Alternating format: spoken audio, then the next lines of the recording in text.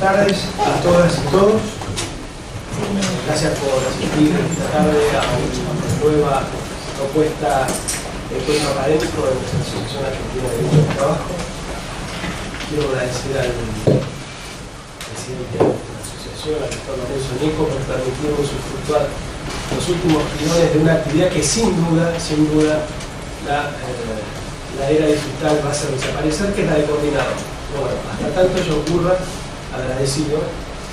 Agradecer a los señores ponentes, en este caso al doctor Agustín Carugo, profesor de la Universidad de la Facultad de Derecho de la Universidad de Buenos Aires, a la doctora Beatriz Ferman, que es profesora de la Facultad de Derecho de la Universidad de Buenos Aires y jueza de la Cámara Nacional de Relaciones del Trabajo, y al doctor Ricardo Foglia, que no me permitió agregar nada más a suficiente presentación. En este caso disertarán los colegas sobre el procedimiento preventivo de crisis en la actualidad. Y antes de darle la palabra al doctor Carugo, que acabamos comenzaba con la exposición, quería recordarles que este año en la ciudad de Córdoba, del 4 al 6 de septiembre, la Argentina, como miembro de la Sociedad Internacional de Derecho del Trabajo, es anfitriona del Congreso Regional Americano, un congreso que se hace cada 3 años en el continente americano, que reúne a los especialistas más destacados del derecho del trabajo.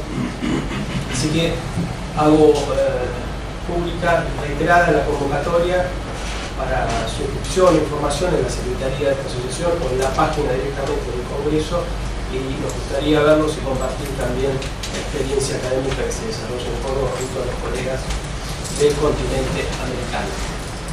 Dicho esto, le doy la palabra a Agustín Carugo. Gracias, Juan. Bueno, primero gracias a la asociación nuevamente por la invitación a formar parte de esta actividad. Para mí siempre un placer estar junto a colegas, amigos, hoy junto a la doctora Ferman, a Julia, con la coordinación de Juan Pablo, así que muy contento de estar acá.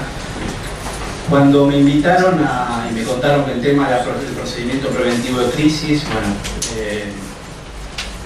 digamos que exploré algunas ideas sobre las cuales trabajar.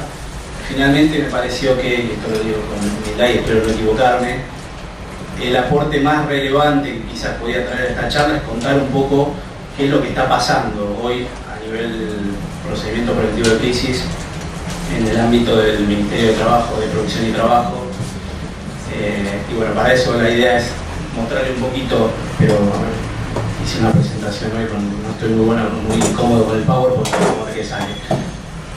Una presentación en la cual la idea es contarle un poquito qué es lo que está pasando, cuáles son algunas tendencias que nosotros advertimos en la dirección. Yo trabajo en la Dirección Nacional de Relaciones y Regulaciones del Trabajo, y bueno, ahí es el ámbito donde tramitan los procedimientos preventivos de crisis a nivel nacional. Qué es lo que se está negociando, qué es lo que se está acordando, algunas tendencias y algunos criterios. También la idea es acercarles algunas ideas o algunos procesos que se están implementando a fines de brindar mayor celeridad, mayor transparencia, digitalización a los procedimientos. Eso se lo voy a comentar al final. Bueno, ahora, lo primero que les quiero mencionar es, esto por ahí es una novedad para muchos, cuál es la normativa aplicable. ¿Y por qué la idea es traer esto a colación? Porque hay un cúmulo interesante de normativa para un mero procedimiento. Digamos, yo entiendo que el procedimiento preventivo de crisis no deja de ser un mecanismo, una herramienta procedimental de ciertas medidas empresarias ante situaciones de crisis. Y a pesar de ello, hoy tenemos fundamentalmente dos procedimientos, uno el del decreto 328 del año 1988 y otro el previsto en los artículos 98 a 105 de la Ley Nacional de Empleo, en los cuales, digamos, en función de algunas causales, y mejor dicho, de ciertos requisitos, se tramita por uno u otro procedimiento. Pero aparte de eso, hay otros decretos, como el decreto reglamentario 265 del 2002, el 2072 del 94, la ley 23546 en el artículo 4, inciso C, y como se ve hay una gran diversidad normativa. Yo entiendo, como les dije recién, que no tiene mucha razón de ser y que sería inofensivo si no fuese porque contiene algunas regulaciones que no solamente son incompatibles, sino que hasta son, digamos, directamente incongruentes, contradictorias.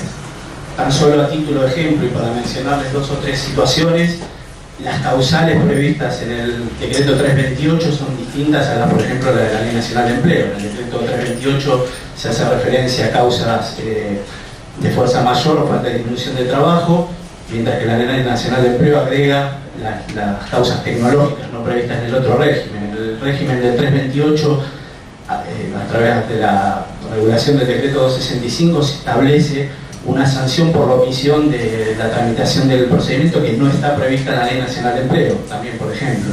Por otro lado, digamos, el 328 no establecía ningún límite cuantitativo a la hora de la necesidad de realizar el procedimiento en casos de despidos o suspensión o reducción de jornada por falta o disminución de trabajo o fuerza mayor.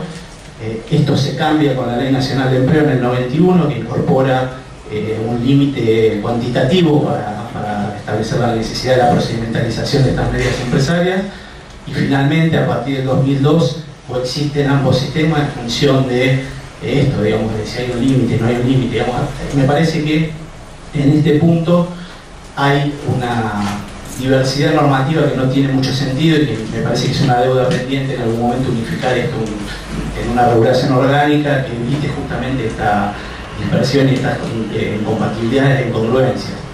Entiendo por otro lado que esto es producto de, y esto lo hablamos hace un ratito antes de entrar, de una situación que la mayoría de estas normas son normas de coyuntura, de emergencia.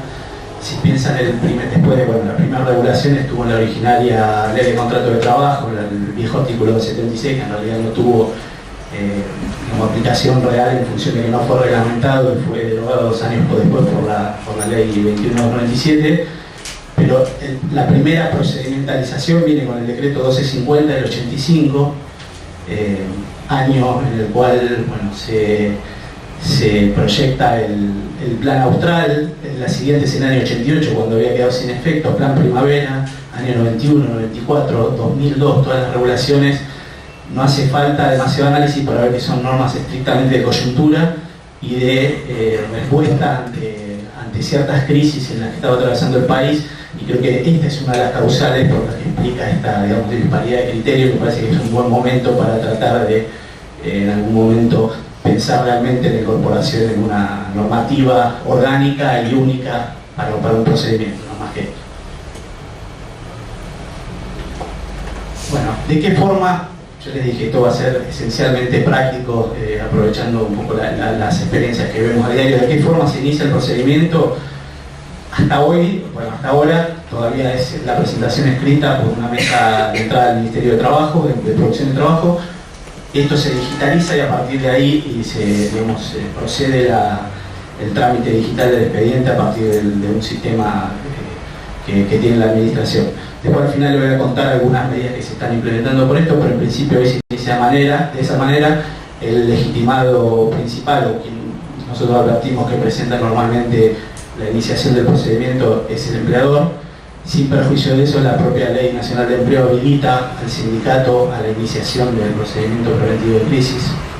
La experiencia nos muestra que esta es una herramienta que les diría que prácticamente nunca se utiliza. Los sindicatos normalmente, cuando piden la iniciación del procedimiento de crisis, es cuando las medidas ya fueron adoptadas por el empresario. No es que hay un pedido preventivo de crisis, se pide en esa instancia, a partir de las medidas tomadas, se denuncia la violación o el incumplimiento del procedimiento, pero en esa oportunidad recién se solicita. Prácticamente no hay antecedentes en los cuales algún sindicato hubiese denunciado la apertura preventiva. Creo que también hay unas razones de estrategia de negociación y que no hacen muy atractivo para los sindicatos la promoción del procedimiento preventivo de crisis, pero es una herramienta que está a disposición de la normativa.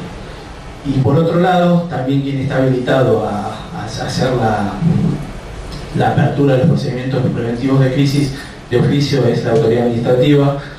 Esto está regulado no en la Ley Nacional de Empleo, se incorpora el artículo 1 del decreto 265 del 2002, y en ese caso lo que la ley establece es que debe verificarse que la crisis pueda implicar una situación o pueda implicar la realización de despidos en contradicción con lo dispuesto en la Ley Nacional de Empleo. También en estos casos se han dado, existen casos en los cuales la administración no es que hace una apertura de oficio, digamos, toma conocimiento a partir de una denuncia en algún expediente de una situación de crisis, y lo que normalmente puede suceder es que tome intervención en una unidad específica dentro de la Dirección Nacional de Relación y Regulaciones de Trabajo, la unidad de crisis, toma intervención frente a las denuncias que pudieron haber quedado plasmadas en un acta ante un conflicto, y lo que hace es, no es que hace una apertura de oficio, convoca una nueva audiencia solicitando al sector empresario que acompañe y cumpla con todos los procedimientos, con todos los requisitos que ahora vamos a ver vinculados con la iniciación del procedimiento preventivo de crisis. Esto se da, por ejemplo, cuando se toma conocimiento de la existencia de retrasos en los pagos de salarios o incumplimientos graves del empleador, y queda de manifiesto que hay una situación de crisis. En el marco de la audiencia, la autoridad administrativa toma razón de esta situación y tiene la potestad de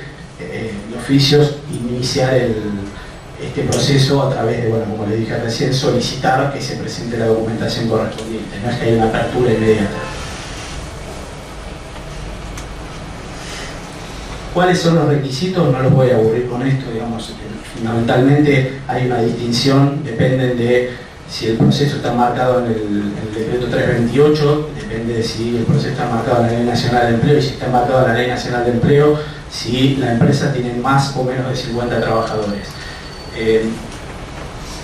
Básicamente yo los clasifiqué en tres. Los requisitos de inicio formales tienen que ver con que la empresa tiene que, bueno, brindar todos los datos identificatorios como su actividad, cuidado, razón social, domicilio y demás. Por otro lado, tiene que denunciar el domicilio en el cual prestan tareas los trabajadores, que este es un elemento importante porque va en definitiva a ser un dato a tener en cuenta a la hora de determinar la competencia en la sustanciación del procedimiento. Tiene que denunciarse el convenio colectivo de trabajo y cuáles son las asociaciones sindicales que pudieran, o las asociaciones que representan a los trabajadores afectados. Y por último, dentro de estos requisitos formales, se tiene que acompañar la nómina de los trabajadores que van a ser afectados, la nómina total y la nómina de trabajadores que pueden ser afectados por la medida con cierta individualización de los datos. Acá se ve también en este caso que en algunas oportunidades hay una cierta, fundamentalmente en las empresas de menor dimensión, hay una cierta reticencia a la presentación de los listados del personal por el temor a la filtración de esa información y todas las complejidades, las complicaciones que puedan generarse durante la sustanciación del procedimiento, con lo cual también me parece que es un elemento a tener en cuenta a la hora de analizar el procedimiento. En segundo lugar, todo lo que son los requisitos que tienden a la demostración de la crisis. Obviamente la presentación tiene que contener una descripción de cuál es la situación de crisis y cuáles fueron las causales de esta situación para, bueno, justamente que fundamentalmente el Estado, digamos, tenga conocimiento de cuál es la situación de crisis, pero principalmente para que la asociación sindical, en el caso que viene siempre iniciado por el empleador, la asociación sindical conozca cuáles son las causales y pueda dar su posición en relación a ello. Debe acompañarse todos los elementos de prueba que tiendan a demostrar lo que es digamos, todos los elementos económicos financieros que tiendan a demostrar la crisis. Ahí la ley establece que deben incorporarse los últimos tres balances firmados por escribano y obviamente legalizado ante el Consejo Profesional. Yo creo que, y por lo menos así se interpreta, este es un requisito de mínima para conocer un poco cuál es la situación o ver un poco la película más grande, pero no es que es un elemento determinante a la hora de resolver sobre la procedencia o no del procedimiento. En este sentido, puede darse que con ciertos balances que muestran una situación no tan de crisis de una empresa en los últimos meses, en los cuales no hay un balance consolidado, muestren otra realidad, y en esos casos no es que la autoridad de aplicación va a rechazar el procedimiento, por el contrario, cuando haga el análisis va a advertir esta circunstancia. En tal caso lo que se le va a pedir a la empresa es que acompañe nuevos elementos, que acompañe otros elementos que demuestren la crisis que invoca la presentación. Esto lo digo porque también se ve que en algunas presentaciones se presenta un balance y no los tres, o se presentan dos y no los tres, con la creencia de que porque hay alguno que pueda tener un resultado que demuestre una buena situación y que no acredite la crisis, no se presenta, y la verdad es que es un requisito que pide la ley, que como tal nosotros, si digamos, en el Ministerio, si hay alguna de estas alguno de estos balances que va a estar faltante previo a la sustanciación, se va a pedir que se acompañe. ¿Qué es lo que vemos nosotros de las causales de crisis? La ley habla de la Ley Nacional de Empleo, refiere a causas económicas, causas tecnológicas o de fuerza mayor. Prácticamente todos los procedimientos están iniciados sobre causas económicas.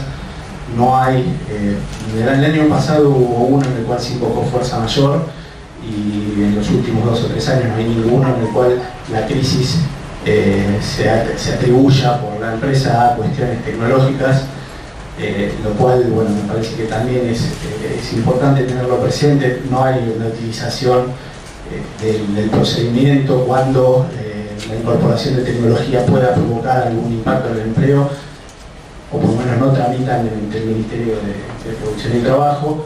Y me parece que es un elemento a tener en cuenta también, fundamentalmente en tiempos como los que corren, en que, bueno, la incorporación de la robótica, la inteligencia artificial, todo lo que tiene que ver con la Big Data y demás, puede generar, de hecho es un debate a nivel mundial, en todo lo que tiene que ver con el futuro del trabajo, en lo que tiene que ver con la organización empresarial, con las crisis que puede provocar la incorporación de esta tecnología, no tiene un reflejo en lo que es el ámbito del Ministerio de Trabajo.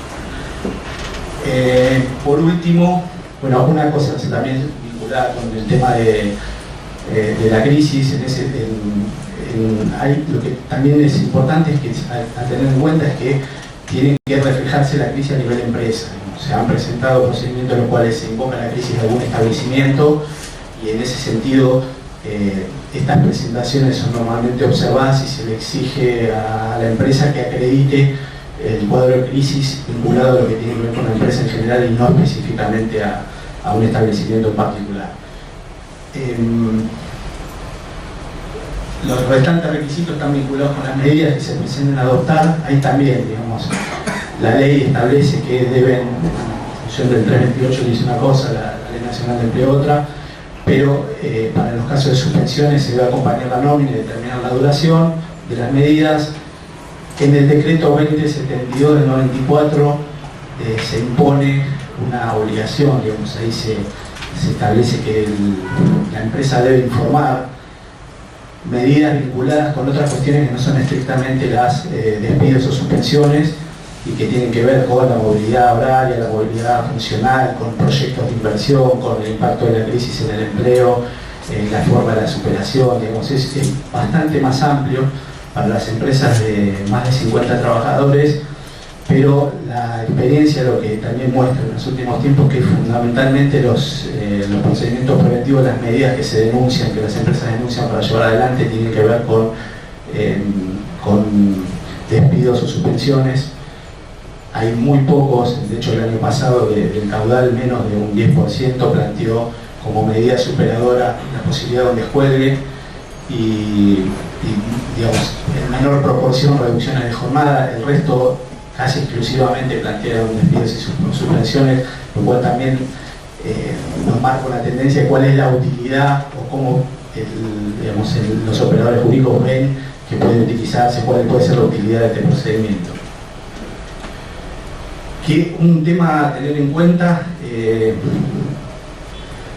tiene que ver con los despidos sin causa. En ese sentido, el criterio desde hace ya muchos años de la administración es que un despido incausado, invocado como medida, no necesita la sustanciación de un procedimiento preventivo de crisis sin importar el personal, la cantidad de personal que estuviera afectado. En ese sentido, al haberse ya derogado el decreto 264 del 2002, y en función de ello, digamos, el criterio general es que en aquellos casos en los cuales se invoca un despido sin causa, en principio no están comprendidos dentro de aquellas medidas empresarias que pueden ser o que tienen que ser objeto de procedimentalización. Y refuerza esto el hecho de que, bueno, justo el año pasado se dictó también incluso el decreto 1043-2018, que también establecía un procedimiento específico para los despidos sin causa, con lo cual también hay otro argumento por el cual en principio este tipo de procedimientos no tienen andamiaje en la instancia administrativa.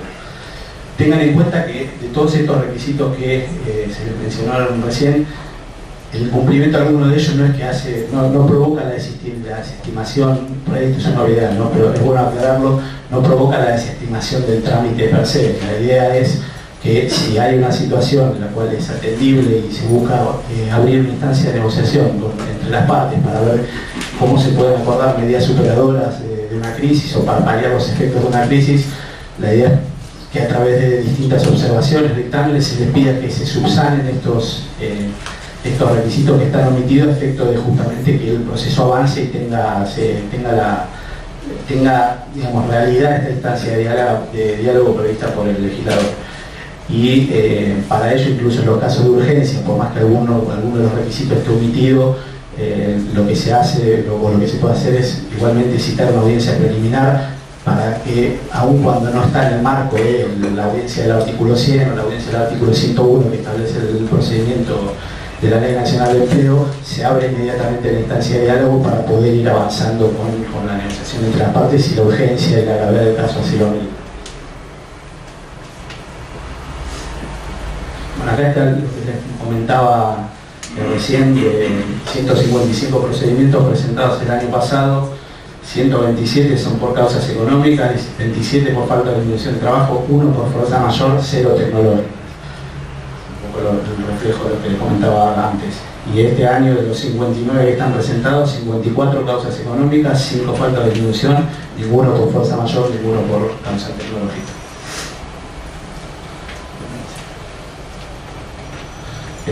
Bueno, también lo que les comentaba recién, las principales medidas siempre, o sea, el mayor porcentaje tiene que ver con despidos o suspensiones. Esa franjita amarilla es la que tiene que ver con descuento, modificaciones de condiciones, y en menor medida reducción de jornada, lo cual demuestra esto que hacíamos referencia vinculado con cuál es por ahí el fin que se persigue a la hora de presentar un procedimiento preventivo. ¿Cuál es el procedimiento? Esto no sé si se verá, pero bueno, para que más o menos conozcan cómo funciona, una vez que es presentado el expediente derivado a la unidad de crisis, que es la que hace el primer análisis en cuanto al cumplimiento de los requisitos formales de demostración de crisis y en cuanto a las medidas que mencionábamos antes, se hace un primer análisis y a partir de ahí se abren dos posibilidades. Si están cumplidos todos los recaudos, directamente se da el traslado al sindicato para que tome conocimiento de la presentación y se fija dentro del quinto día hábil una primera audiencia preliminar, podríamos decirle, a efectos de ver si hay alguna posibilidad de que digamos, las partes alcancen algún acuerdo. Si existiese alguna observación, el procedimiento queda suspendido, salvo estos casos de urgencia que les comenté recién, pero queda suspendido hasta tanto se subsanen esas deficiencias en la presentación, y una vez cumplido sí va a la audiencia a la que le mencionábamos recién. En esa audiencia, si no hay un acuerdo, se fija ya directamente la apertura formal del procedimiento y a partir de ahí se da comienzo el periodo de negociación de 10 días hábiles entre las partes, convocándose también a una audiencia en los términos del artículo 101, y a partir de ahí, bueno, ya es un poco la dinámica de la negociación la que va a determinar cuándo van a ser incorporadas, o cuándo se van a celebrar otras audiencias, si hay alguna necesidad de generar otra instancia de diálogo o mismo la incorporación cuando hay algunas cuestiones vinculadas con otras áreas de gobierno, digamos, el tema puede trabajarse en conjunto con las distintas áreas. Se abren estos 10 días y a partir de ello el resultado puede ser de esta negociación, puede ser obviamente la celebración de un acuerdo,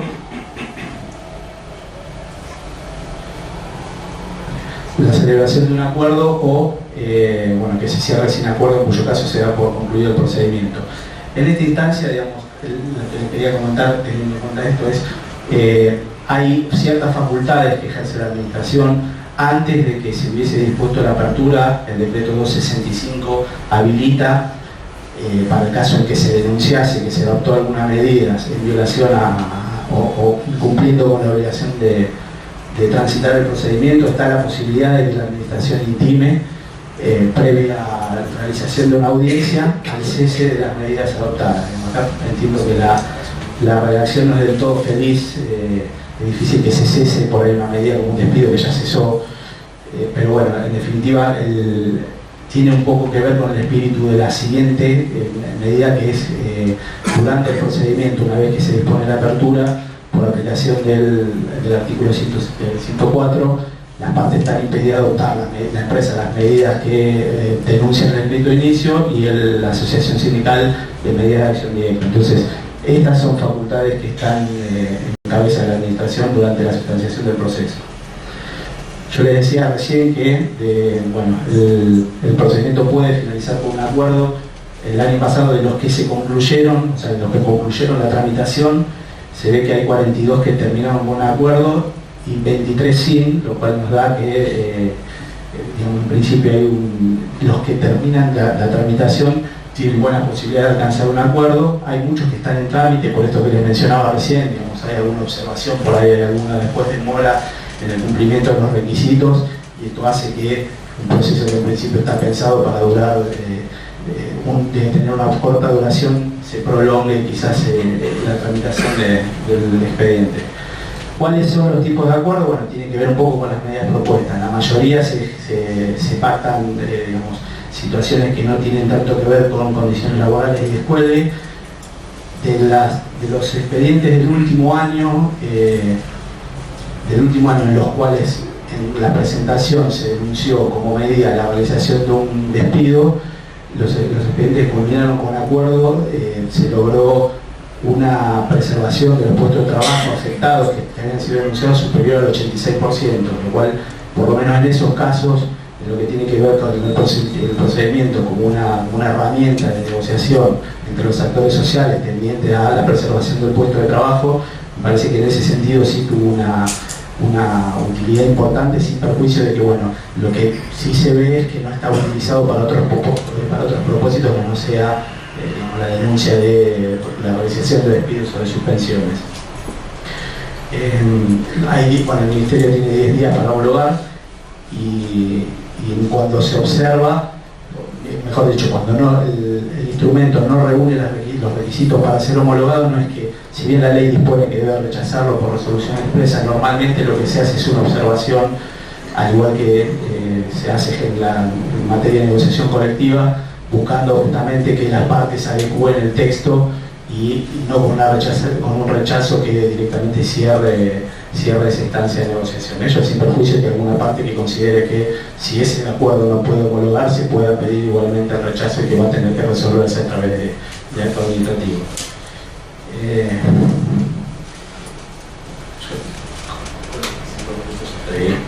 Una sola cosa entonces para terminar, contarles brevemente algunas incorporaciones que se están llevando adelante, lo que tiene que ver con la digitalización de los procesos.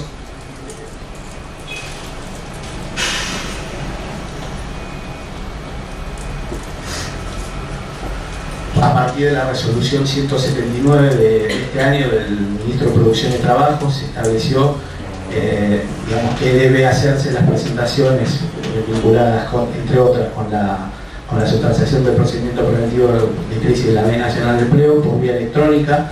Las partes pueden, inscribirse vía tal y hacer directamente la presentación sin necesidad de hacer la presentación escrita en la mesa entrada. También estos son todas medidas que están en implementación, porque llevan la configuración de un formulario y demás, que por un lado, como una buena ventaja, está que ese formulario exige la presentación, el cumplimiento de los requisitos de la norma, con lo cual eso va a permitir bajar por ahí todos estos trámites que se presentan incumpliendo las formalidades y después provocan que sea necesario una observación, pérdida de tiempo y demás.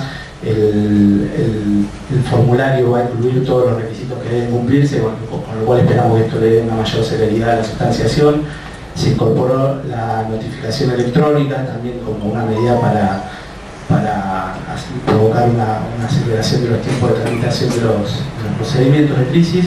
Y por último también, todo lo que tiene que ver con la incorporación de mejorar el circuito de estos expedientes digitales, que a su vez no solamente esperamos que sirvan para lograr justamente a reducir los tiempos, sino también como una herramienta que facilite que el tiempo se invierta efectivamente en la negociación, más que en lo que tiene que ver con la contestación de dictámenes, con observaciones, con ver por qué un expediente no sale o lo que fuera, digamos. El tiempo, si están adoptando todas las medidas tendientes a que el tiempo se concentre en la negociación y en otra cosa. Bueno, no me voy a exceder más. Gracias.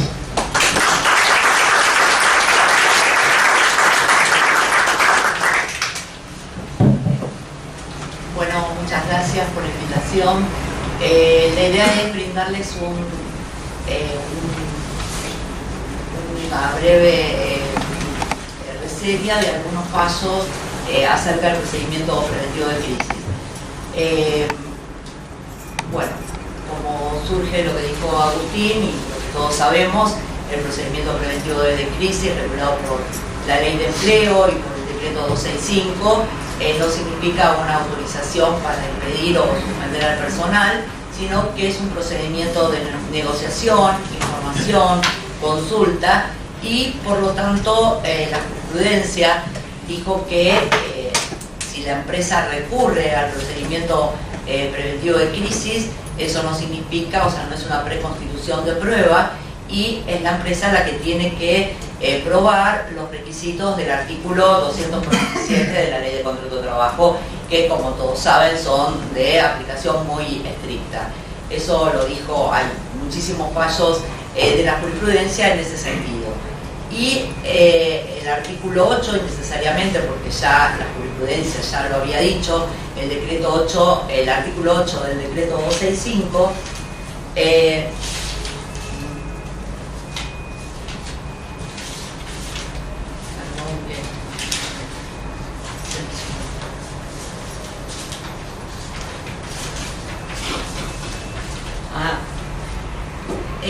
que el inicio del procedimiento preventivo de crisis no habilita por sí la procedencia de los despidos ni la aplicación de la indemnización reducida en los términos del artículo 247 de la Ley de Contrato de Trabajo.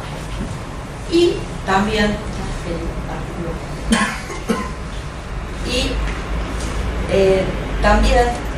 dijo que si el empleador no ha cumplido con el procedimiento preventivo de crisis, no puede invocar las razones de falta o disminución de trabajo previstas, o las causales objetivas previstas por el artículo 247. Acá tenemos el artículo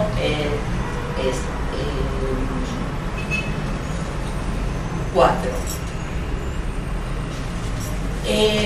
que habla del decreto 328, o sea, el artículo 4 del decreto 265 dice: previo a la comunicación de medidas de despido, suspensión o reducción de la jornada laboral por causas económicas, tecnológicas, falta o disminución de trabajo en empresas que no alcanzan el porcentaje de trabajadores determinados en el artículo 98, los empleadores deberán seguir el procedimiento contemplado en el decreto 328/88.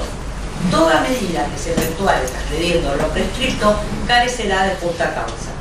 Con lo cual, si bien parece que se refiere a la aplicación del decreto 328/88, independientemente de lo que va a decir Ricardo, o sea, aquellas empresas que no alcancen los porcentajes previstos por el artículo 98 de la Ley de Empleo, la jurisprudencia dijo que si la empresa no recurre al procedimiento preventivo de crisis, no puede invocar las disposiciones del artículo 247, sin distinguir si se trata de supuestos del decreto 328 como del artículo 98 de la Ley de Empleo. Eso es en los supuestos. La jurisprudencia, la verdad, tiene muchos años atrás, y es para el supuesto que venía la empresa y alegaba razones para pagar la indemnización reducida, decía que se encontraban cumplidos los presupuestos del artículo 247, alegando entre ellos o sea, que recurrió al procedimiento preventivo de crisis. La jurisprudencia, de forma unánime, dijo que esas son las circunstancias, no era suficiente, que no es una preconstitución de prueba y que es el empleador el que tiene que probar todos los supuestos de aplicación estricta del artículo 247. Y siempre los casos que hemos tenido eran en los supuestos de falta o disminución de trabajo.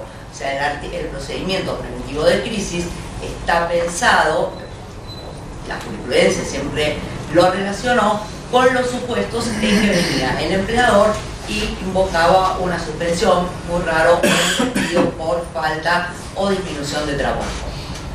Ahora, los casos que se sucedieron hace un tiempo se refieren a diversos supuestos.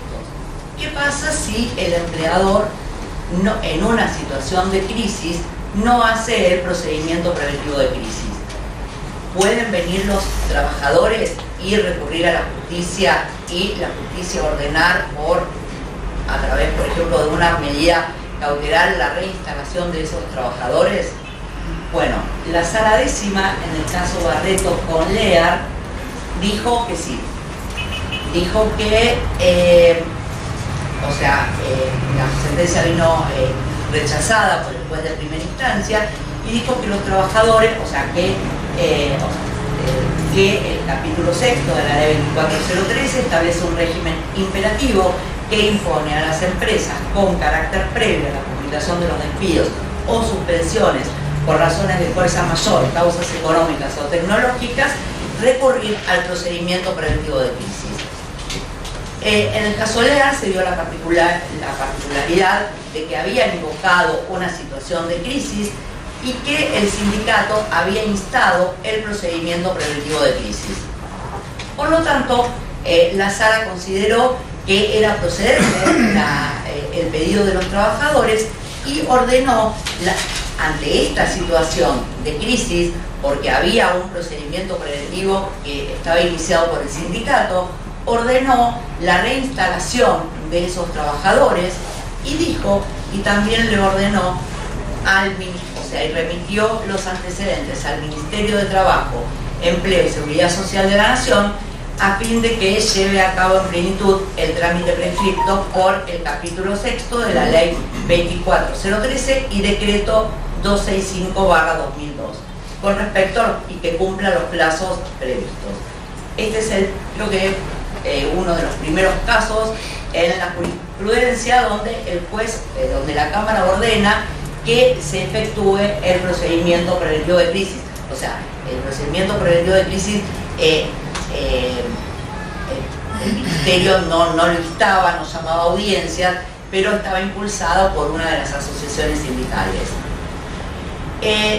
Este fallo, sin embargo, ha merecido algunas críticas y hay un fallo anterior de la Sala Octava que dice lo contrario, por parte del doctor Rodríguez Mancini, que dice que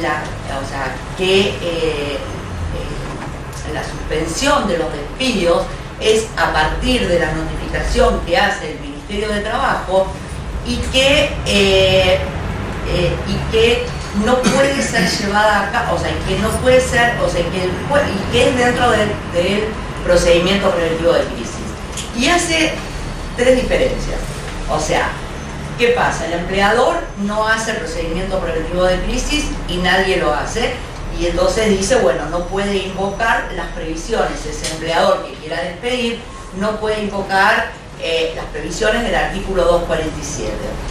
El empleador hace el procedimiento preventivo de crisis y también lo hace la asociación sindical. Bueno, hay que estar a lo que dice las normas del procedimiento preventivo de crisis, que es a partir de la notificación, no se puede, o desde el inicio del procedimiento preventivo, los trabajadores no pueden, la empresa no puede despedir o suspender y los trabajadores no pueden recurrir a las medidas de acción directa. O bien, el ministerio, puede haber otra situación, que el Ministerio de Trabajo no inste el procedimiento.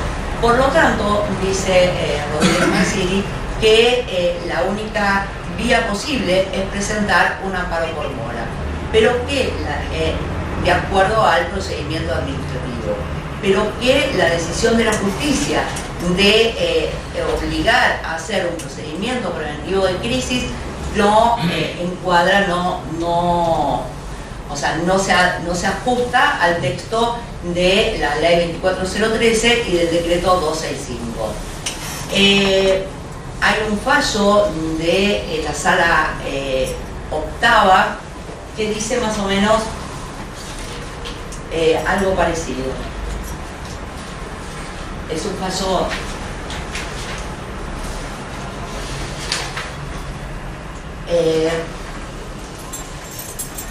del año 2004.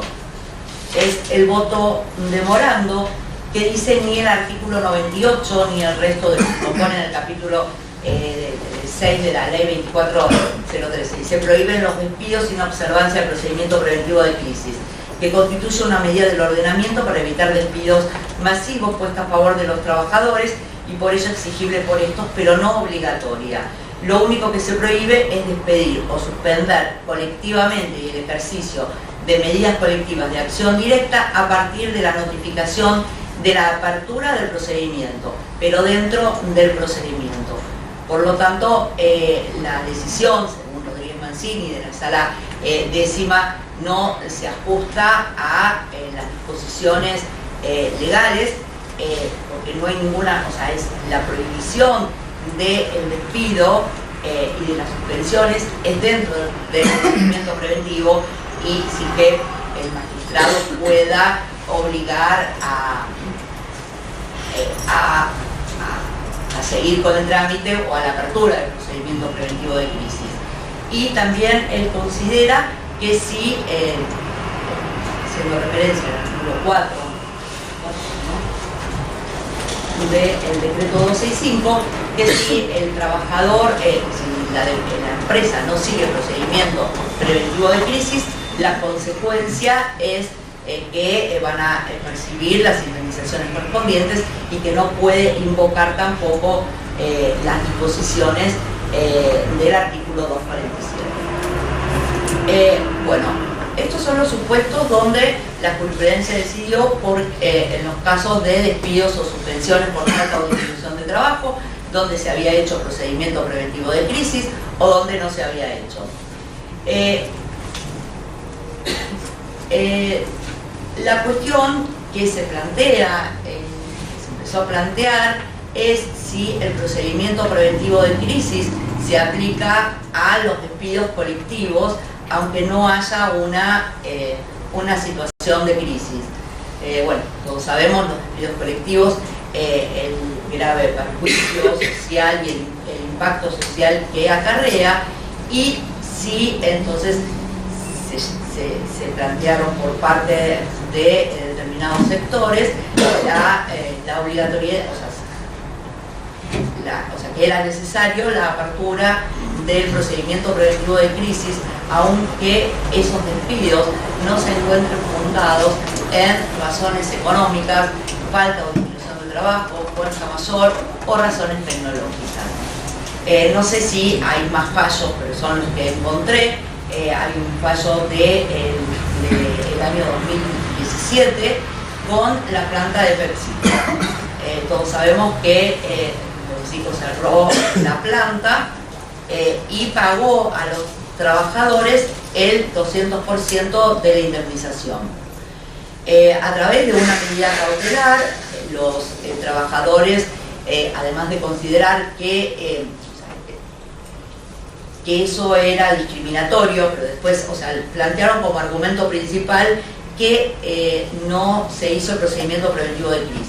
Con la diferencia de que en el caso PepsiCo la empresa había iniciado el procedimiento preventivo de crisis, pero igual se despidió y se pagó la indemnización duplicada. En primera instancia se rechaza la medida cautelar y la sala sexta, los fundamentos de primera instancia es que, bueno, más allá de la decisión, sin entrar a analizar si es una decisión justa o injusta y más allá del impacto social que motivó el cierre de un establecimiento, dejó de operar, el juez no podía ir en contra de esa decisión empresarial, y rechaza la medida cautelar, teniendo en cuenta, por otra parte, que se había pagado el doble de las indemnizaciones. La sala sexta, sin decir si era obligatorio o no el procedimiento en este tipo de casos, pero bueno, lo dijo porque dijo no se recurrió o no se concluyó con el procedimiento preventivo de crisis, revoca la cautelar y ordena la reinstalación de los trabajadores en una planta que estaba cerrada, que no operaba. Y bueno, finalmente la empresa trae la conclusión del procedimiento preventivo de crisis y entonces confirma finalmente el rechazo de la cautelar. Dice esto la sala, que como había... Bueno, obviamente si me acuerdo, se cerró la...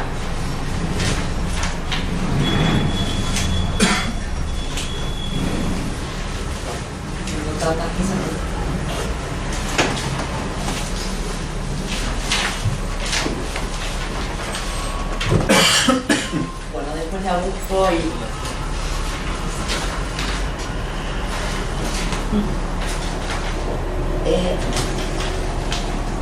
Bueno, a raíz de los casos Barreto con Lea y Gómez con PepsiCo, tenemos los casos que todos conocen, que es el caso Telam, donde hay muchos planteos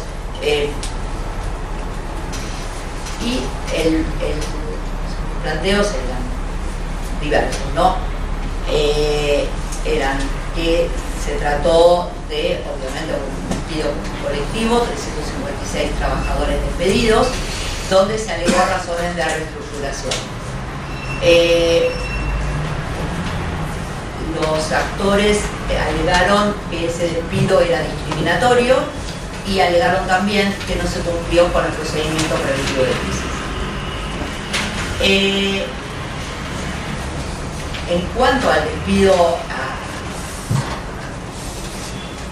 la alegada conducta discriminatoria, en realidad los jueces de primera instancia, como acá los fallos, fueron contestes, la gran mayoría, en señalar de que un despido, o sea que por vía cautelar no se podía analizar si se trató de un despido discriminatorio, porque requiere, o sea, excede la cautelar y requiere un amplio debate que solo se puede hacer en un juicio de conocimiento. Y la sala primera, la sala séptima, dos fallos de la sala primera, la sala novena y el fiscal general dijeron que el procedimiento preventivo de crisis no se aplicaba en los supuestos de un despido sin causa. En este caso, donde se alegó una reestructuración, y la reestructuración es un supuesto de despido arbitrario que encuentra su sanción en la ley de contrato de trabajo sin perjuicio de lo que se pueda decidir luego en un juicio posterior. Estamos hablando de todas cautelares, no hay un juicio, no hay decisiones definitivas sobre el caso Telam en cuanto a una decisión de fondo.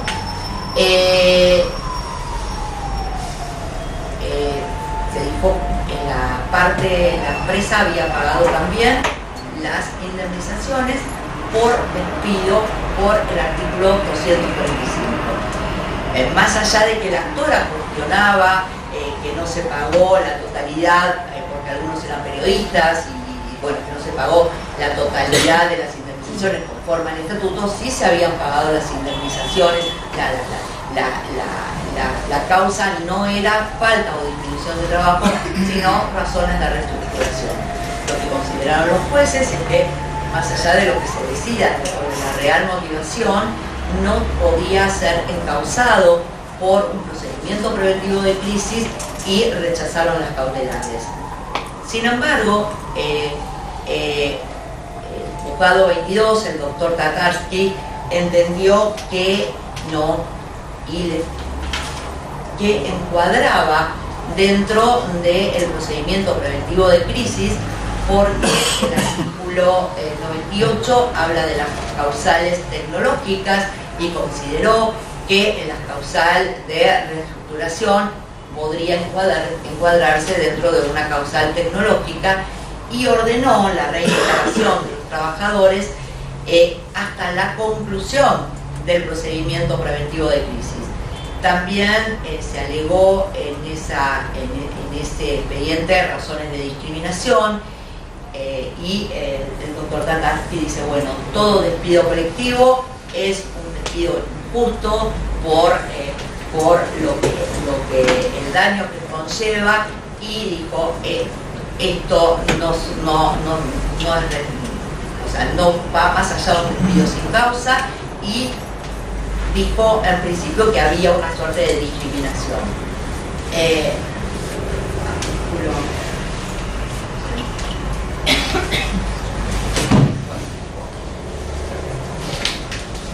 Sostiene entonces que el contrato de trabajo se encuentra vigente porque no se recurrió al procedimiento preventivo de crisis y por lo tanto consideró que se encontraban reunidos los presupuestos de verosimilitud y peligro de la demora.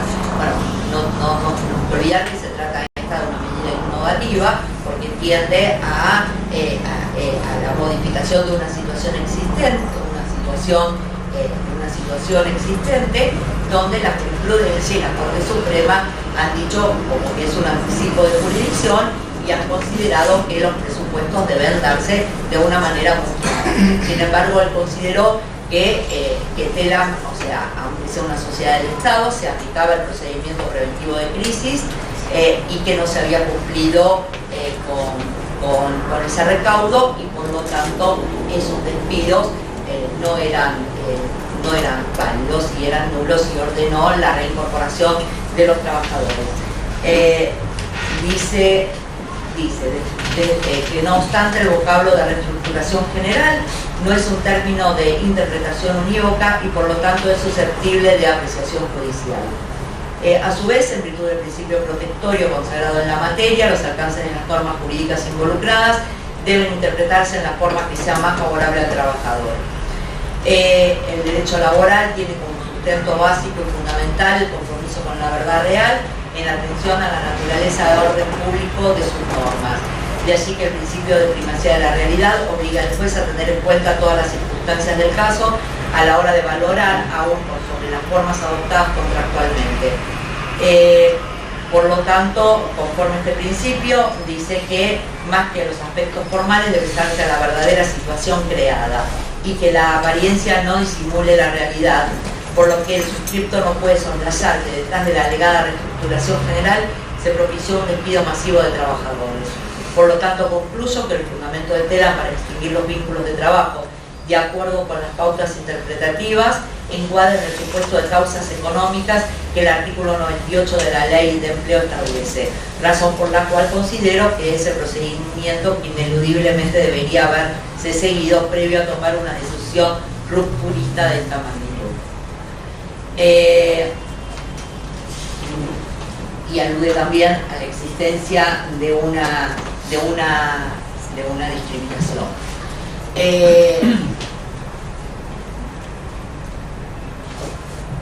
O sea, la cuestión entonces que se plantea a raíz de este fallo es si el despido de una gran cantidad de trabajadores, un despido colectivo, tiene que encauzarse bajo, o sea, tiene que haber un procedimiento que negocie.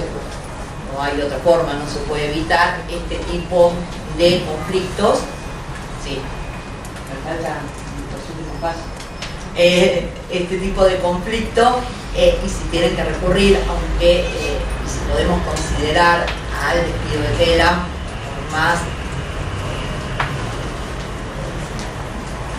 por más, o sea, todos sabemos lo que eso provoca, ¿no? Un despido masivo de trabajadores, si es posible encuadrarlo en el procedimiento preventivo de crisis y si puede después disponer la reinstalación de esos trabajadores con ese fundamento.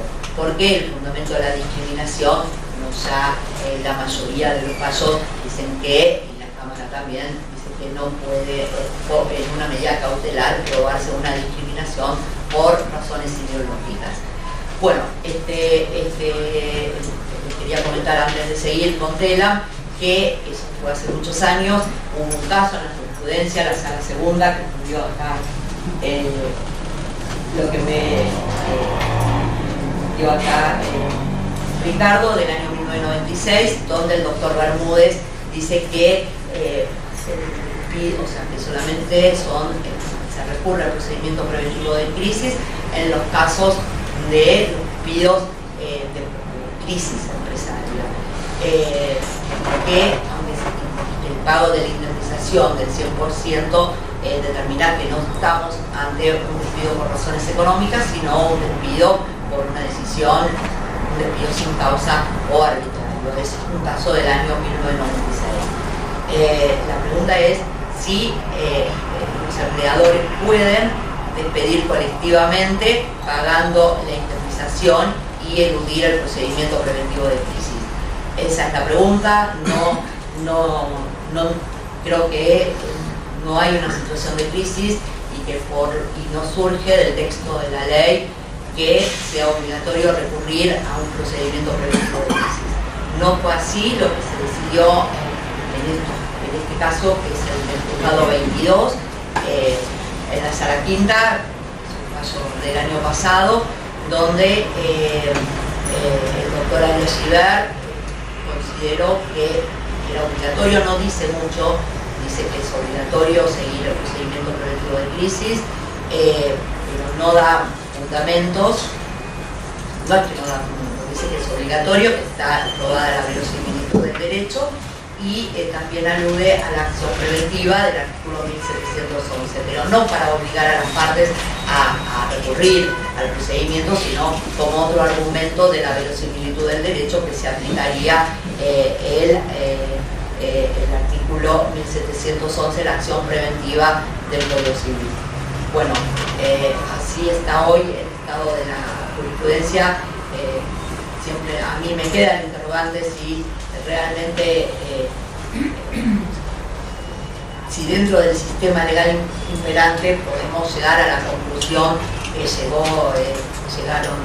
el doctor Tatar y el doctor Arias Giver en cuanto a estos despidos colectivos.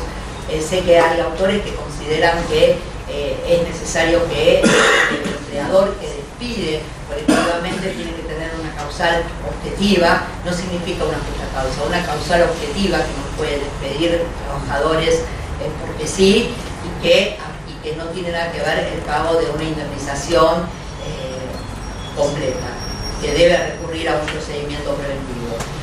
Creo que no está dentro que no lo dice la ley ni el decreto 265.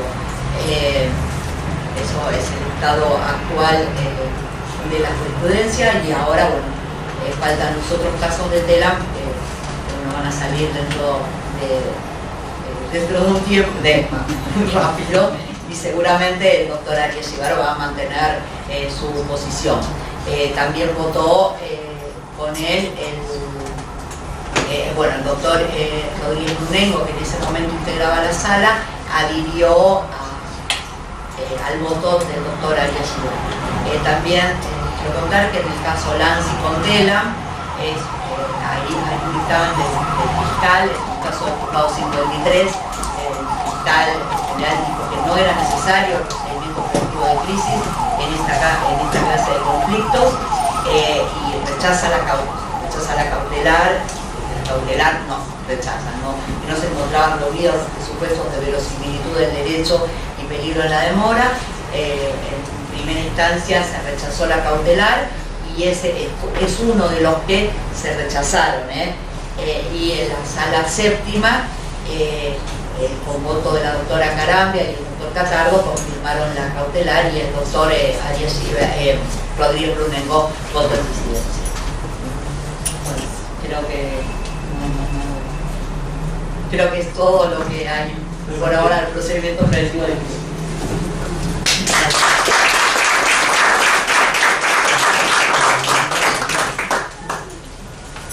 Bueno, después de las dos exposiciones, aquí un poco lo que me queda por decir.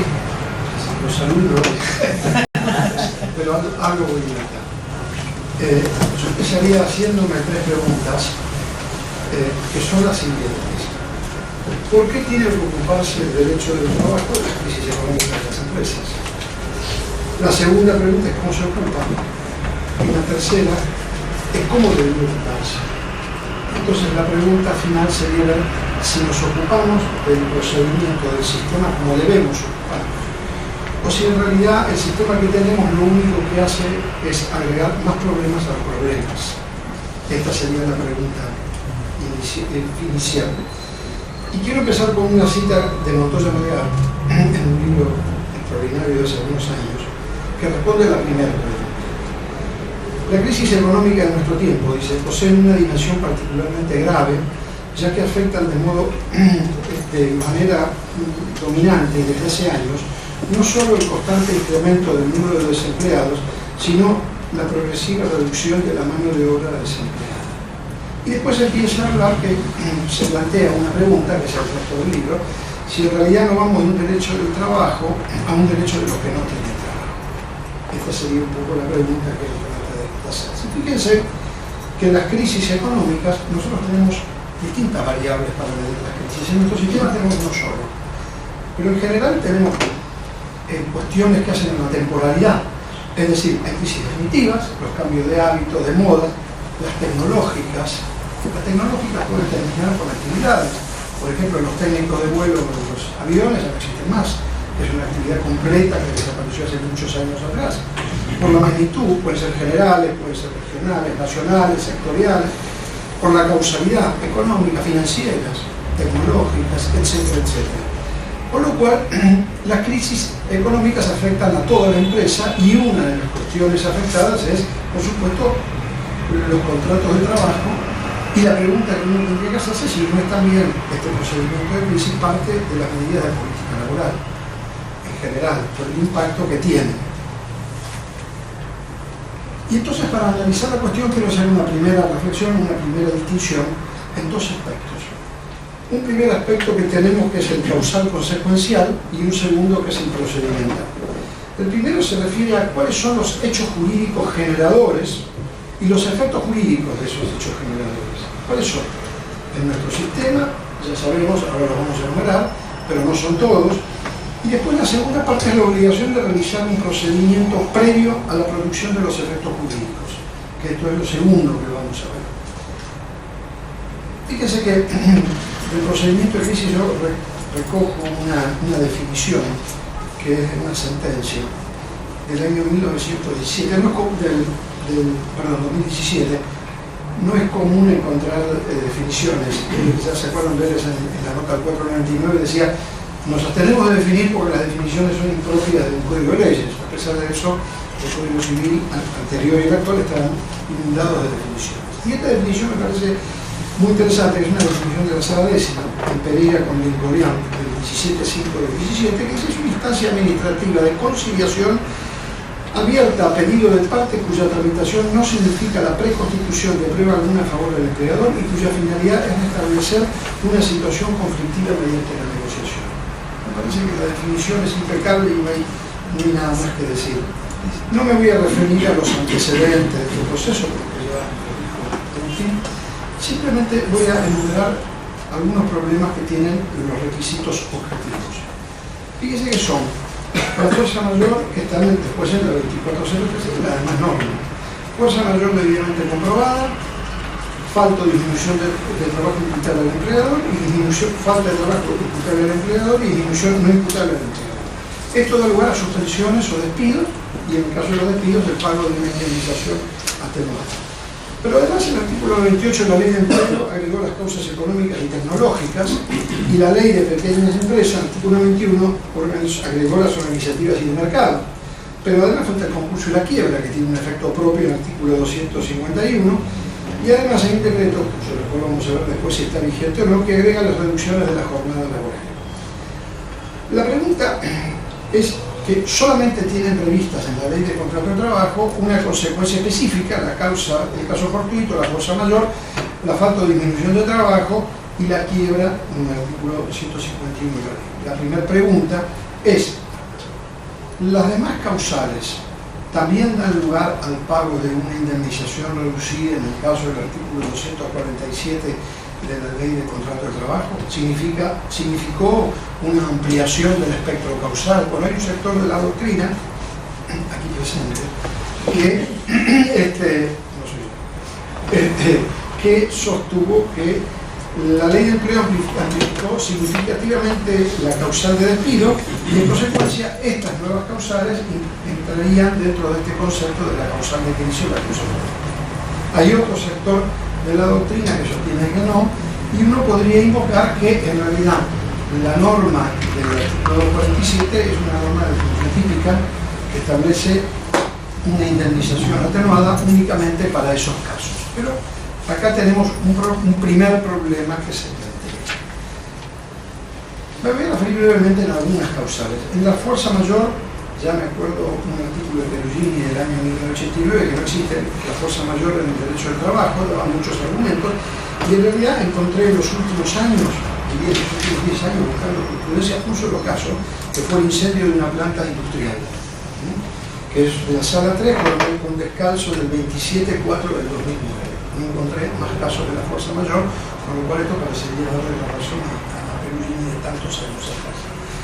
De la falta de disminución de trabajo no voy a hablar ya del plenario en del año 55 y de todas las demás cuestiones, si es una aplicación de la teoría de la imprevisión o de la onerosidad sobreviniente, simplemente las pautas generales de la jurisprudencia. La jurisprudencia ha dicho que se requiere una situación crítica de la empresa, que no haya sido advertida o atenuada razonablemente por el empleador, este es el requisito más moderno de todos, que no se hayan adoptado los medios para paliar la crisis, que se trate de un hecho actual, que se trate de una situación de larga duración y que no se deba al riesgo propio de la empresa. Sí se le ha admitido en algunos casos de cese de actividad, dificultades económicas, no se le ha admitido en casos de crisis general del país, de la finalización de los contratos de concesión, el desalojo, por lo cual es una causal sumamente restrictiva. Lo que sí ha dicho la jurisprudencia, y acá cito lo que dice Beatriz, es que la apertura del procedimiento de crisis no significa la preconstitución de prueba a favor de la empresa de que hay una situación de caso fortuito, en este caso falta o disminución de trabajo. Más, la resolución del Ministerio de Trabajo que abre el procedimiento de crisis, ha dicho la jurisprudencia, es insuficiente para que el empleador pretenda abonar las indemnizaciones conforme al artículo 247. Con lo cual, esto parecería ya, digamos, una causal bastante limitada en sí misma. La causal tecnológica, como señaló, no es una causal muy relevante hasta ahora, presenta problemas de definición. Está en el artículo 23 de la Ley de Empleo. ¿Qué significa esto? Bueno, uno podría decir que lo que requiere, y sobre todo hoy en día en un mundo de enormes tecnologías, es que no solamente que la tecnología sea suficiente, razón suficiente y objetiva de incorporación para mejorar la producción, no para despedir trabajadores, sino para mejorar la productividad de la empresa, sino también que no haya otra posibilidad de ubicar este exceso de trabajadores en otras actividades. Entonces, se tendría que probar, porque como no hay casos, esto es un desarrollo teórico del pensamiento, la incorporación de tecnologías que no implique por sí o que no encubra por sí la disminución de los trabajadores y que sea necesario para incrementar la productividad de las empresas. Las organizativas y de mercado que están en la ley de pequeña empresa son bastante más difusas todavía, como causales. Uno podría decir que son las variaciones en la estructura de la empresa, con lo cual plantearía el problema si entre pequeñas empresas dentro de la causal organizativa está un proceso de descentralización productiva, en todas sus variantes. ¿Ya?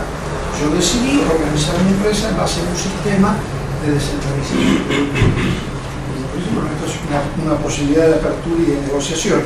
Y las de mercado, bueno, son las formas de hábito, etcétera, etcétera, inclusive esta nueva tecnología, Rappi, Globo, Uber, sobre la cual creo que va a haber una actividad de la asociación recientemente.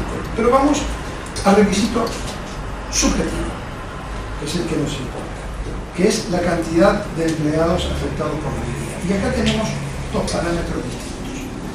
La Ley Nacional de Empleo para los despidos y suspensiones establece un parámetro en función de la cantidad de trabajadores de la empresa y la cantidad de trabajadores afectados. Pero hay un problema. ¿En qué lapso? ¿En cuánto tiempo? Porque la normativa extranjera establece distintos plazos, pero la normativa argentina establece que no hay un plazo. Entonces uno podría pensar en dos alternativas. Bueno, es por bloque de despido. Es decir, yo tengo un límite subjetivo de 400 trabajadores, en un bloque despido 200, en otro bloque despido otros 200 y eludo el procedimiento de crisis porque no hay un parámetro subjetivo temporal y uno podría decir es únicamente este. Otra sería un parámetro causal, es decir, por la misma causa solamente vos tenés que despedir tanta cantidad de gente. Si vos me despedís hoy 200 por la causal tecnológica o por la falta de disminución de trabajo y el mes que viene otros 200, superaste el parámetro subjetivo. Pero como la ley no lo establece, entramos también en otra fase de pensamiento que puede tornar, de acuerdo a que se haga, absolutamente inútil y voluntario el procedimiento de crisis, porque despido bloqueando o despido goteando y el procedimiento no opera. Con lo cual quedaría descartada la primera hipótesis, con lo cual entraríamos en otro supuesto normativo que es decir, bueno, por la misma causa.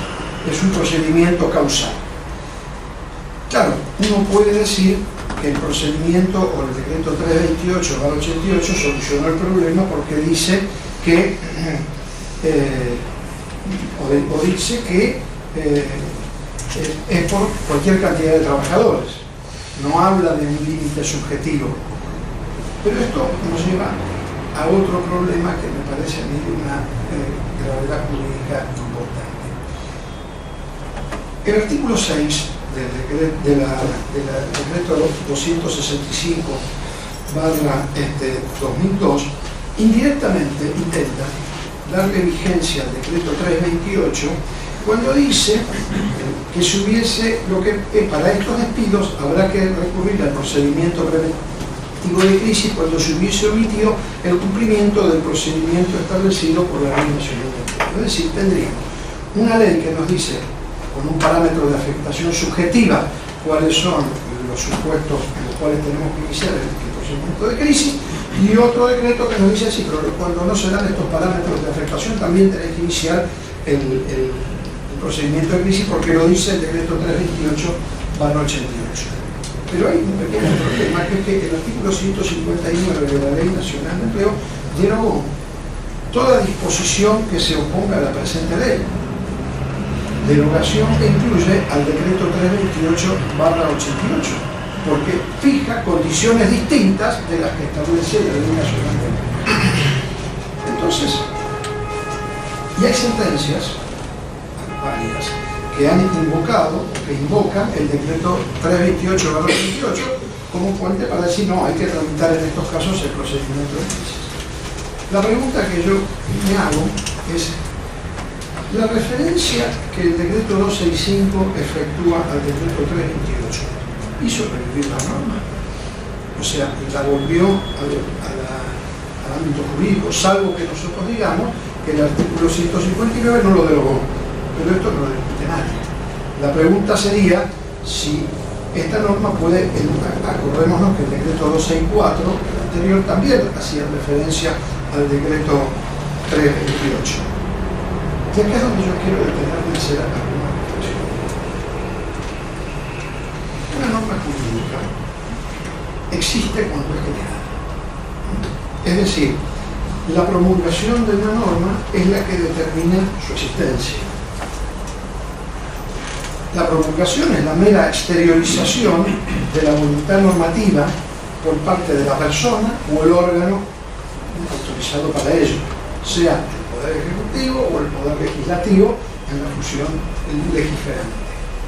A partir del momento de la promulgación de este acto de imperio de estos poderes, la norma tiene existencia y un concepto mucho más importante, que es la pertenencia al mundo jurídico. Entonces, la derogación de la norma, la pregunta que nos tendríamos que hacer ¿Hace cesar la eficacia de la norma? Si la derogación de la norma produce solo la cesación de su eficacia, la norma jurídica seguiría existiendo en el ordenamiento jurídico. Y en base a este argumento, si la norma derogatoria es a su vez derogada, la norma a la cual hace referencia en el mismo revive. ¿Se entiende? Si yo derogo una ley, pero esto partiendo de la base de que solamente produce la cesación de la eficacia, pero no la cesación de la pertenencia. Y esta es la gran distinción. Fíjense que entonces tenemos que hacer una distinción entre la validez y la derogación. Y esta diferencia es nada más ni nada menos que este concepto que yo dije recién, que es el de la pertenencia a la norma. Así vamos. La validez de la norma se vincula con los efectos jurídicos que se establecen en el sistema jurídico. Esto es así, la autoridad del legislador. Es posible que el orden jurídico declare que las normas inválidas carezcan de efectos jurídicos. Puede decir. Y es posible que solo le asignen efectos jurídicos a las normas válidas. También lo puede decir. Con lo cual, fíjense que validez e inaplicabilidad son cosas distintas. La validez de una norma, a diferencia de la derogación, significa la ausencia de la norma. Pero no significa que la norma inválida no rija. La ausencia de vicios jurídicos no es condición necesaria ni suficiente para la aplicación de la ley. Y digo, una norma inconstitucional es una norma válida, pero es una norma vigente hasta que el órgano correspondiente, que es el Poder Judicial, la declara inválida. O sea, es una norma que tiene su pertenencia al mundo jurídico. Acá hay una cita de Berthelon y Gascón, que son los juristas españoles, que dicen: incluso las normas viciadas son aplicables, salvo, señala una cosa muy interesante, las normas supremas, que no son ni válidas ni válidas. La Constitución Nacional no es válida ni válida, no puede ser inconstitucional en contra de sí misma. Es decir, una norma no viciada también puede ser inaplicable, porque su validez temporal depende de la vigencia de otra norma, esta metajurídica, que establezca condiciones para la vigencia de la norma. Pero vuelvo a repetir, las normas inválidas tienen efectos jurídicos hasta que su invalidez sea reconocida por el órgano competente. Y tanto las normas válidas como las normas inválidas pertenecen al órgano, pertenecen al mundo jurídico. Y fíjense, las normas inválidas las crea el Poder Legislativo, y las priva de efectos el Poder Judicial. La derogación lo que tiene como consecuencia es la expulsión del sistema jurídico de la norma terminada. Es decir, es el Poder Legislativo el que crea la norma y es el mismo Poder Legislativo el que expulsa la norma del ordenamiento jurídico. Es decir, el que dice: esta norma ya no pertenece más al sistema jurídico. Kelsen, sobre este tema, dice que la derogación de la norma, y esto es un error que fue muy criticado en su momento, implica revocar la validez de una norma. Esto no es cierto. Porque si la derogación de una norma es una revocación de validez, sería indistinguible la diferencia entre la norma derogada y la norma constitucional. No habría ninguna diferencia. La diferencia es central. Fíjense las diferencias que hay. La derogación de la norma es un acto legislativo fruto de la decisión política. La inconstitucionalidad es un acto jurisdiccional. La declaración de inconstitucionalidad supone la invalidez. La derogación puede ser de normas válidas o no válidas. El decreto 328 puede ser válido, pero ya dejó de pertenecer al mundo jurídico. Y la derogación es una derivación del principio de la lex posterior. En cambio, la inconstitucionalidad es una derogación del principio de la ley superior. Con lo cual, me parece que jurídicamente el decreto 328 está absolutamente derogado. No tiene vigencia porque dejó de pertenecer al mundo jurídico y una norma no puede, refiriéndose a la norma, volver a darle validez constitucional. Miren, doy un ejemplo que sí. La ley 26853, que estableció las cámaras de casación, etcétera, etcétera, ¿no? Y derogó la aplicabilidad de la ley, fue derogada por la ley 27.500. ¿Y qué hizo la ley 27.500? Derogó la ley anterior y volvió a transcribir los artículos del Código Procesal que habían sido derogados por la ley 26853, porque se entendió perfectamente esta situación. Entonces, no me voy a referir al decreto 328 porque es una norma que más allá que la cite en la sentencia, no tiene ninguna virtualidad jurídica, porque me parece que es una norma que está fuera del mundo jurídico. El otro problema que tiene la ley en cuanto a este requisito es que habla de empresa, ¿no? De la cantidad de empresas, pero el empleador, yo lo he sostenido, puede no ser una empresa, no hay equiparación absoluta. Y la empresa que tiene muchos establecimientos y muchas explotaciones distintas, queda fuera del procedimiento de crisis, lo cual uno tiene que preguntarse si esta cuestión es razonable, ¿no?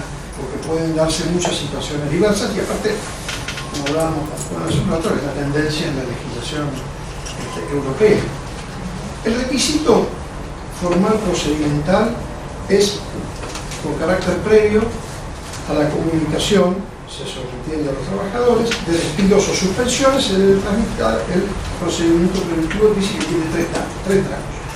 Uno primero es antes de la presentación, otro es de la presentación a la audiencia y otro es de la audiencia en adelante. El artículo 265 dice que frente al incumplimiento del procedimiento de crisis, el Ministerio de Trabajo imprima a las partes el cese de las medidas, lo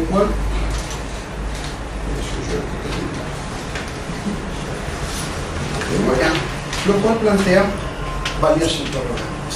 La primera, ¿cómo puede el Ministerio de Trabajo, frente a un despido eficaz, intimar al empleador para que revele la ley? Sobre todo cuando está puesto en un decreto, cuando la ley nada dice sobre el particular, con lo cual uno podría pensar que, tratándose de una norma que establece un principio, si uno quiere, sancionatorio o de volver para atrás, la potestad reglamentaria no alcanza. Esta norma podría ser tachada de inconstitucional, porque en realidad está yendo más allá de lo que dice la ley. A ver, yo recojo lo que hizo el fallo Vibur hace mucho tiempo. No me gusta la solución de la ley, sería la 2403 a la ley de empleo, pero es lo que dice la ley. Y esto es lo que dice. Y un decreto no puede decir lo que nos gustaría que dijera la ley. No podemos imponer digamos, fíjese que la ley que lo hace, la 14786, es por ley, salvo que entendamos, como hay una referencia en el artículo 6 a la 14786, que el proceso se reconvirtió en un procedimiento de negociación obligatorio. Pero si no, me parece que hay un exceso reglamentario y una injerencia, porque la ley es clara. Y en esto comparto la idea de la claridad que decía antes del decreto en su momento: si no hay procedimiento de crisis, no hay posibilidad de abrir el procedimiento. Si los despidos son anteriores al procedimiento, no hay posibilidad de reinstalación, y lo que decía también Rodríguez Mancini. Pero bueno, el fallo que citó Beatriz de Banco Florencia y el Ministerio de Trabajo es un caso aislado. Desde la presentación, ¿quiénes la pueden efectuar la presentación? El empleador y la asociación sindical, por lo cual lleva a otro problema: el sindicato con personería gremial o el sindicato simplemente ejecutivo. ¿Podría hacerlo? Si no hay un sindicato con personería gremial, evidentemente no podría ser, pero si no, sabemos del fallo de la Corte, aunque también sabemos que la OIT y algunas sentencias han dicho que en materia de negociación colectiva el sindicato con personería gremial tiene la preferencia. El decreto 265 agrega la autoridad administrativa cuando la crisis de la empresa implique posibles despidos, no de suspensiones. Quiere decir que si la crisis de la empresa implica posibles suspensiones, el Ministerio de Trabajo no podría operar de oficio porque el decreto 265 habla solamente de posibles despidos. ¿Y el trabajador? No. La respuesta es no, porque el sindicato excluye la posibilidad de la actuación individual, que nos señala el artículo. El empleador, a partir de ahí, o de esta audiencia y de la apertura de procedimiento, no puede efectuar este trámite. ¿Hay acuerdo? No hay ningún problema. Si no hay acuerdo, se produce el...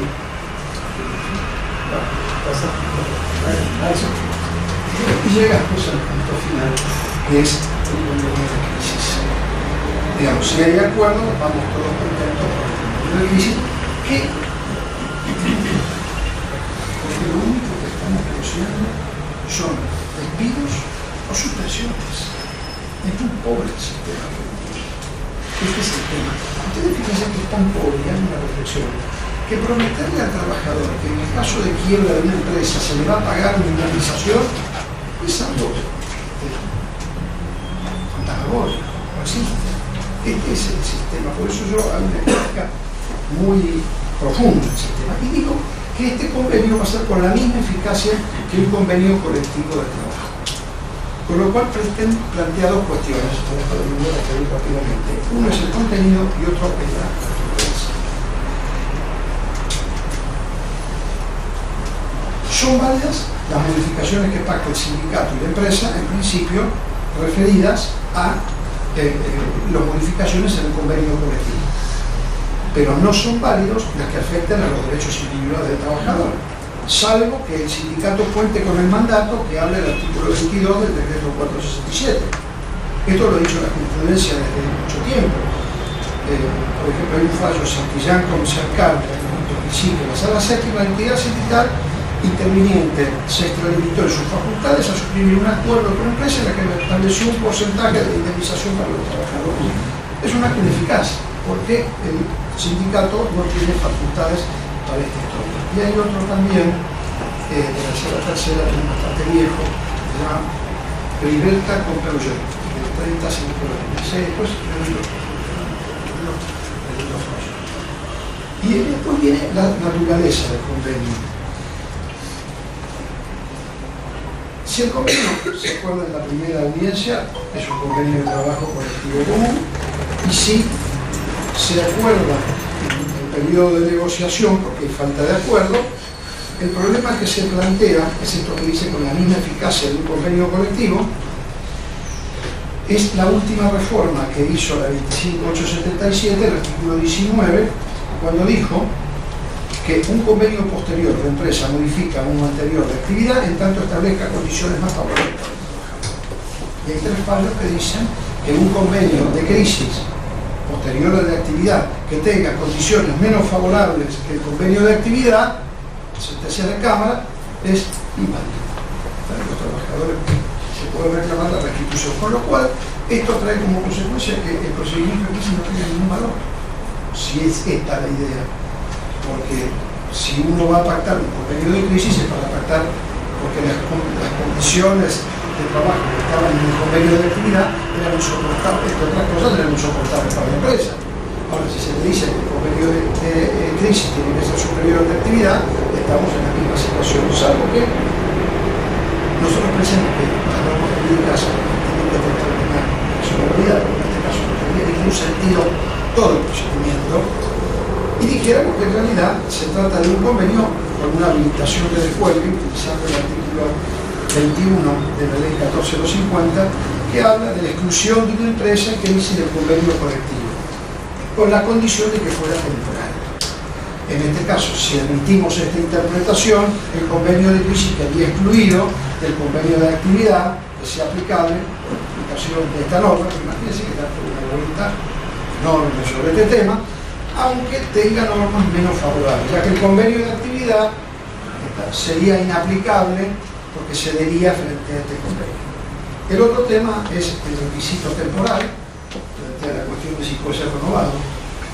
Y la otra pregunta es que puede ser su duración independiente de la duración de la crisis, salvo que aceptemos que la cláusula de la temporalidad también puede estar relacionada con la crisis.